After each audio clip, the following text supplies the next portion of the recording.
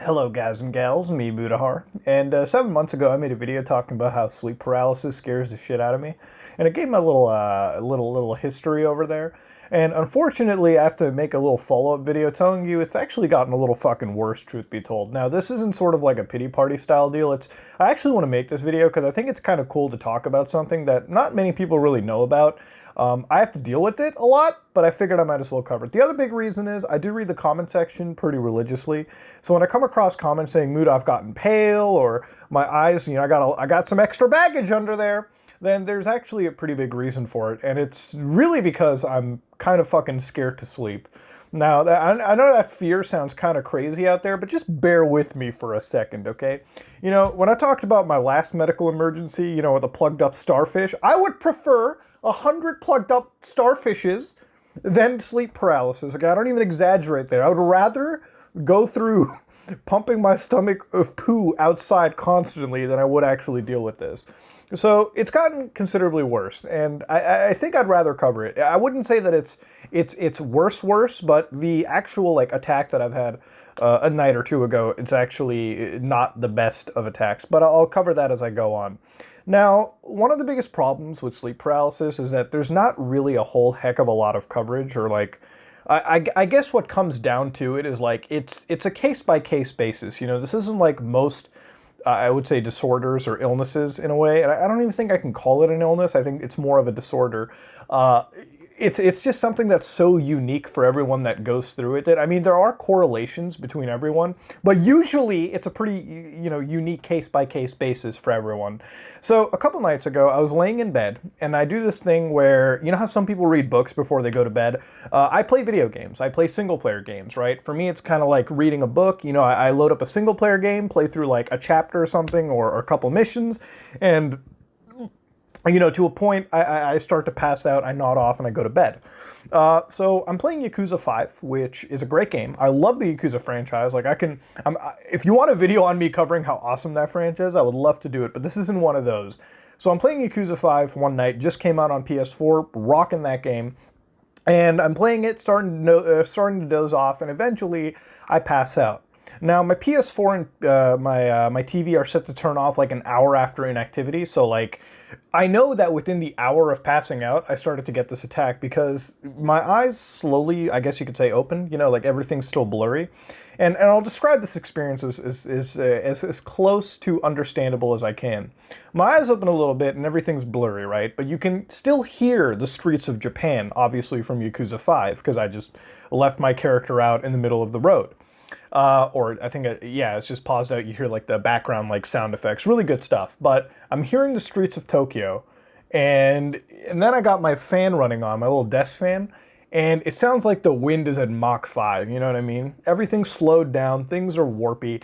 I guess you could say perception of the world starts to like fade out because you're like basically half asleep. But you're also conscious. Like, don't let anybody tell you can't think, because you actually can think. You're kind of lucid to an extent, at least I am. Now, the way that you can really pick up on it's being sleep paralysis, if you try moving your neck around. Like, for me, if I move my neck around during a sleep paralysis attack, I actually can't move it more than like a fucking millimeter. Like, you move your head like this very, very, very slowly, but you can't move the rest of your body. Like, all you can do is move your head, and that's when you know things are getting real. Now, at this point, I remember the last time I covered this video, people talked about, "Oh, Muda, have you tried moving your fingers? Have you tried, like, really rotating your head around and waking up that way?" The reality is that stuff does work, but it's honestly a case-by-case situation. Some people can move their fingers around and wake up, or move their head and eventually wake up. Sometimes, in the worst-case scenarios, and this is what this was, you can't wake up, so you have to let it all play out, and eventually, hopefully, you wake up, snap out, and that's what it is. But it happened again. I'm laying in bed, move my head, realize, okay, this is, I think I'm stuck. I think I'm stuck in my dream phase, so to speak. So I'm laying in bed, I hear the streets of Japan, I feel this wind, obviously this fan blowing on me. And the worst feeling starts to begin, the feeling of like hair running all over you. If you ever had like long hair and like laid in front of the wind, you can feel like the bristles like brushing up against you and stuff. This is that feeling, you just feel it slowly brushing up, and I feel it on my face, I feel it on my neck. And this is when, the worst actually happens. So I'm feeling it for a couple minutes. until eventually I hear, like, you know, footsteps, right? Like I talked about this last time, like I hear footsteps, I hear everything, things slow down. Like the audio starts to drop and it just feels like it's gonna get far more malicious. And then the worst actual feeling happens, and that's like fingers running all over your fucking neck and stuff. So your back, your front neck, you just feel like actual like fingers. Like you can feel the fingertips on you, just like brushing around. Now, to me, this is the scariest feeling ever because in my head, I'm always deathly scared that if it's on my back of the neck, it's just gonna snap my neck. And there you go, I'm instant endgame at that point, like you're fucking dead. But then, when you feel it at the front, it's also even more scarier because I just feel like it's gonna like start choking my esophagus and I'm not gonna be able to breathe and I'm gone. It's gonna be like extreme sleep apnea, right? And that's just what it all comes down to. So I had one of these attacks and this probably lasted a good chunk of time. And you can tell it's a good chunk of time that it lasts because if you remember it this vividly, it's pretty goddamn bad. But it happens, and eventually, you know, as I feel these fingertips brushing on me, nothing really happens. But it's always a case of when it will happen, right? Like, you always feel it getting stronger piece by piece, like night by night. And eventually, in your head, you're always like, one night, it's gonna snap my fucking neck, or it's gonna choke me the fuck out and kill me. It's just one of those freaky things that you always have running in your head. But there's something to that, you know?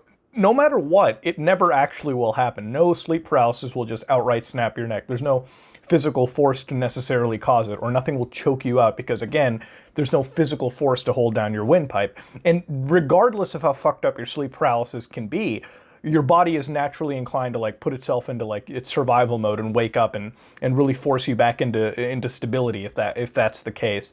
And you have to sleep every night knowing that that's the truth. But when you're lucid and all of that is happening, you got to understand time is slowed the fuck down. You know, when you're dreaming, time does slow down a little bit, perception at least. And when you're feeling it, I mean, at the end of the day, it's real enough for you to think the worst is going to happen. That's one of the biggest problems out there too. I'm scared of sleeping because regardless of knowing that it's fake, my brain can't really tell the difference. I mean, I can't even tell the difference sometimes. I don't know if I'm feeling real fingers on me or if I'm not, because it's literally that. Like when you're dreaming, like your brain is making you think that it's completely real. The feeling is there. So it makes me wonder if it's real or if it's not sometimes, or if it's like some supernatural shit where something's broken into my house and it's about to like, you know, wipe me, or if I'm getting haunted by something. I have no idea. Like I literally have no idea in that state. When I wake up, things are a little bit different. But yeah, you know, it's something that causes me great fear during sleep. And I felt like I wanted to kind of share it with you guys because, yeah, it's pretty goddamn important to me. It's a scary situation. But ladies and gentlemen, that was Papa Muda's sleep paralysis demon. Now, I know a lot of people say, is there a fix to it? Yeah, there is, you know. It's called getting enough sleep, which is, again, pretty goddamn scary. I try to sleep as much as I can, but again, in order to face your demon, you have to stay there more and more and more to face it even further, as fucked up as that sounds. Hopefully it'll get better soon. I'm not so sure about that. I think this is one of those things I'm going to have to stick with my entire life. Hey, you get good hands, you get a couple shitty perks out of it. But ladies and gentlemen, hope you enjoyed the story. Don't need to be longer than 10 minutes, if anything. That being said, if you like what you saw, please like, comment, and subscribe. Dislike if you dislike it.